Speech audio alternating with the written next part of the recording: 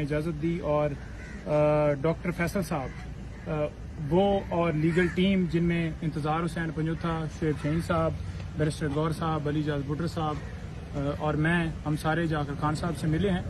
خان صاحب ماشاءاللہ بہت ہائی اسپرٹ میں ہیں، زبردست انداز سے انہوں نے جو ہے ہم سے جب ملے ہیں خوش ہوئے ہیں، اور جو باتیں ہوئی ہیں وہاں پر وہ تھوڑی سی میں آپ کو بتانا چاہوں گا. بڑی اہم باتیں ہیں.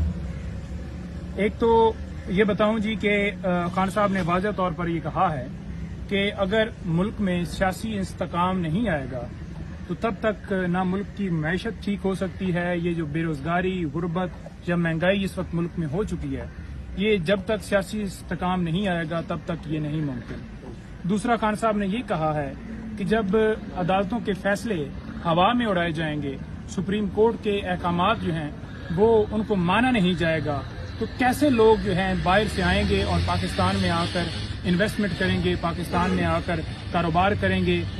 ایسا تو ممکن ہی نہیں ہے کہ جب ملک کے اندر رول آف لا نہ ہو، ملک کے اندر جو ہے وہ قانون کی بالادستی نہ ہو، کوئی عدالتوں کا احترام نہ ہو. جتنی خبریں میرے حوالے سے چل رہی ہیں وہ ساری فیک ہیں.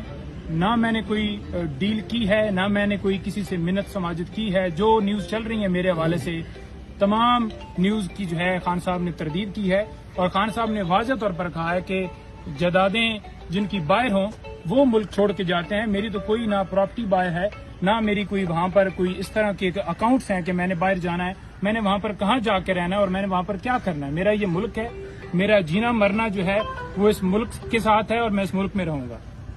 اس کے بعد کسی طرح سے انہوں نے اپنے حوالے سے یہ نہیں کہا کہ مجھے جو ہے اس طرح سے مجھے تکلیف میں رکھا گیا ہے یا میری کلاس چینج کریں یا مجھے کھانے کا پرابلم ہے یا کچھ بھی.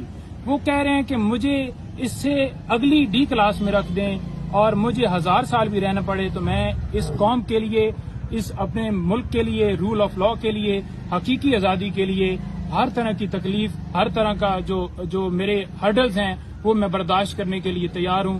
میں اپنے مقصد سے، اپنے راستے سے کبھی بھی نہیں ہٹوں گا، اور میں یہ جنگ جو ہے قوم کے لیے لڑ رہا ہوں، یہ میں جنگ جاری رکھوں گا.